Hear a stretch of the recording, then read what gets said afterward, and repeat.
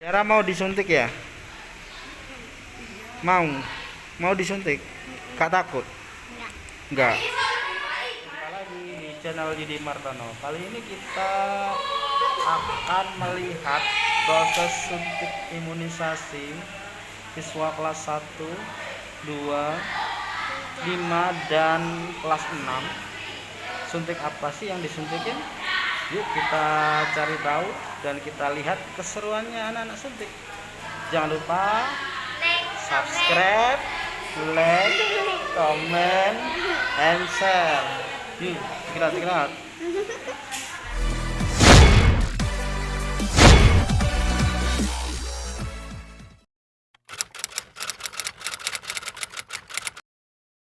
Ada yang tahu yang akan diimunisasikan ke anaknya apa, Bu? Sudah tahu ya, Bu, ya, gambaran DT itu apa? Ada yang paham? Difahamkan lagi. Difteri dan TB. Sebenarnya untuk apa sih imunisasi DT dan TB ini?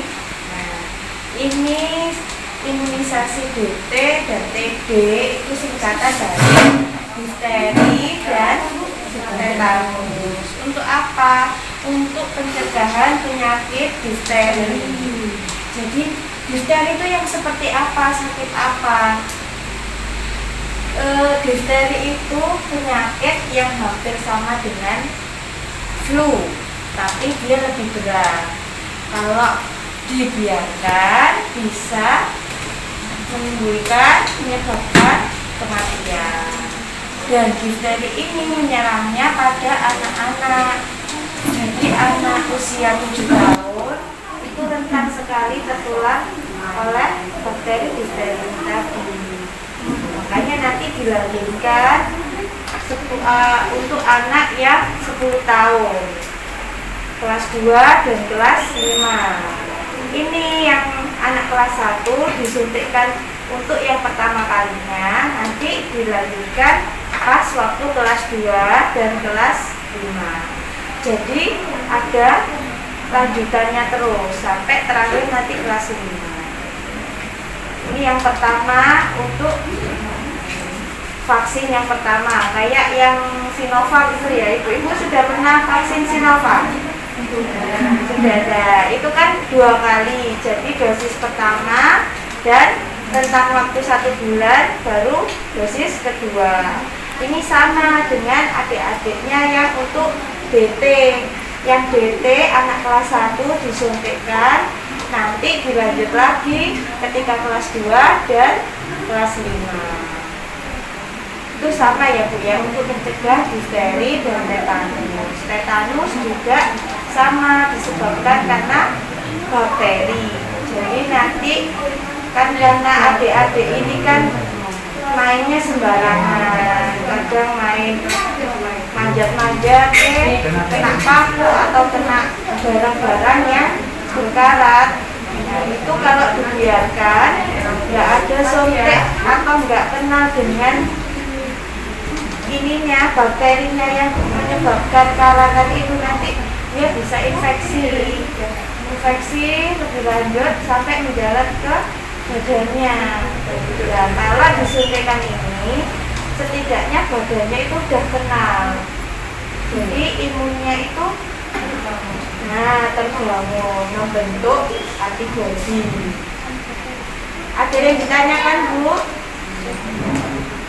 Kalau untuk imunisasi HPV itu apa? Kenapa kok dikasihkan ke anak kelas 6 dan kelas 5 yang perempuan? Ada yang paham? Nah, ini sekedar informasi aja ya, Bu, ya. Jadi HPV ini program dari pemerintah untuk pencegahan kanker serviks. Jadi pemerintah memberikan vaksin ini ke anak-anak remaja. Memang dikhususkan untuk remaja. Kan HPV itu kan kanker serviks kan biasanya diderita sama orang-orang yang sudah menikah, yang sudah berhubungan seksual ya. Nah, kenapa kok dikasihkan ke anak remaja? Nah, ini karena untuk pencegahan awal.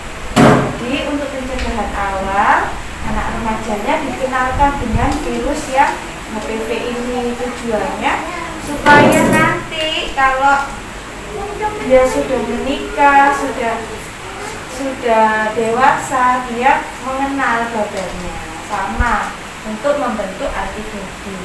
Tapi yang lebih baik dikasihkan pada waktu remaja, usia 13 sampai 15 tahun atau 10 sampai 15 tahun. Untuk dosis awalnya yang kelas 5 pertama disuntikkan umur 10, nanti dilanjut lagi yang dosis kedua kelas 6. Itu yang dari program pemerintah. Tapi untuk yang dewasa bisa, cuma pemerintah Kota Surabaya tidak melakukan program untuk yang dewasa, untuk anak remaja. Jadi nanti ibu-ibu kalau punya anaknya sekarang masih kelas 2 atau kelas 4, nanti kelas 5 harus diikutkan. Sayang kalau nggak diikutkan yang HPV ini, untuk masa depannya adik-adik. Karena kalau kita beli sendiri itu 1 juta lebih, Bu, udah mahal. Dan mumpung usianya itu yang bagus untuk dikasihkan vaksin HPV, maka diikutkan aja. Susah soalnya ininya. Teman-teman saya dulu kan nggak ada program seperti ini, Bu. Jadi nggak ikut-ikutnya ketika mau menikah itu harus beli, harganya 1.900.000 untuk 1 kali suntikan. Untuk nanti kan diulang lagi, ada 3 kali suntikan kalau yang dewasa. Kalau yang anak-anak ini mengikuti program pemerintah kelas 5 dan kelas 6. Ada yang ditanyakan, Bu? Ya ada ya. Untuk yang batuk pilek boleh enggak? Untuk yang batuk pilek, ada yang batuk pilek? Ada yang batuk pilek? Sehat ya. Dan imunisasi ini bisa diberikan kepada anak-anak. Oh, ada gejala yang batuk pilek itu tidak apa-apa. Yang penting enggak ada panasnya atau demam tinggi. Kalau masih ada demam tinggi, ditunda dulu, nanti menyusul ke puskesmas. Paham deh, Ibu? Berarti beda yang sama vaksin yang kemarin ya? Vaksin apa, Bu? Campak. Oh ya, yang kemarin MR untuk yang kelas 1, Yang campak. Kalau yang kemarin nggak ikut, hari ini ikut bisa. MR. Heeh. Yang diikuti yang ini aja dulu, Oh, karena gitu. MR sudah dikembalikan vaksin. Oh gitu, ya berarti nggak apa-apa. Ini soalnya ada wali murid yang kemarin nggak ikut, hari ini ikut, boleh. Ya, hari ini ikut pakai yang DT dan TD. Bukan karena MR itu kan. Iya, ada yang nanya tuh. Iya, kenapa, Bu? Efek sampingnya nanti setelah vaksin ini ada demam. Nah, untuk efek samping itu bergantung dengan kondisi anaknya masing-masing. Ada yang setelah disuntik dia nggak ada apa-apa, nggak terasa apa-apa. Berarti kan antibodinya lebih kuat dengan melawan virus yang vaksinnya tadi. Ada yang terus badannya panas. Nah, itu berarti antibodinya merespon ada benda asing atau virus yang masuk di tubuhnya. Tapi insya Allah kalau penyebabnya panas karena vaksin mungkin kurang lebih 1 hari aja. Lebih baik nanti setelah disuntik anaknya disuruh istirahat, minum air putih yang banyak ya. Makannya jangan sampai telat. Nanti kalau dirasa anaknya itu kayaknya demam atau diukur suhunya dulu, kalau melebihi 37,5 baru dikasih paracetamol. Kalau kurang dari itu, kurang dari 375 tidak usah dikasihkan paracetamol. Ya cukup minum air putih yang banyak dan istirahat. Sudah 1 hari itu aja, besoknya boleh beraktivitas. Anaknya boleh main, boleh ya. Hari ini istirahat juga ya. Ada yang ditanyakan, Bu? Oke, cukup ya. Bisa dimulai ya. Nanti anak kelas 1 dulu, baru nanti kelas 2. Kelas 2 nanti diperiksa giginya ya. Nanti kelas 2 diperiksa gigi dahulu, baru disuntik ya. Sudah siap ya Bu ya? Iya.